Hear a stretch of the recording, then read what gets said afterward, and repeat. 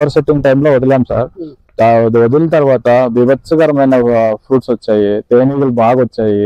మొత్తం అంతా మనం బెల్లపు నీళ్ళలో సేవ్ పెడితే ఎట్లా మందం వస్తుందో అట్లా వస్తుంది నీళ్ళలో కలుపుతా అంటే. మామూలు 200 లీటర్ల నీళ్ళలో కలిపినా కూడా థిక్నెస్ అనేది పోలే, అంత థిక్నెస్ ఉంది ఈ మందు.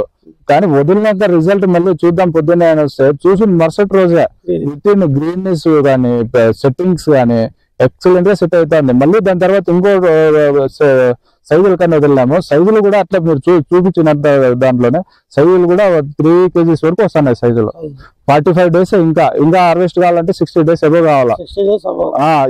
ఇప్పటికే కోసే దాని మాదిరిగా పోయిన జాడరీ కావచ్చు, సైజులు కావచ్చు, ఇప్పుడే కోసుకున్నామా అనే విధంగా ఉన్నాయి.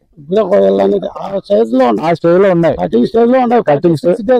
45 days సార్ ఇంకా ఈ రోజు 45 days ఈ రోజు కరెక్ట్ గా మీరు చూపించాం కదా సార్ ఎట్లా వచ్చాయని.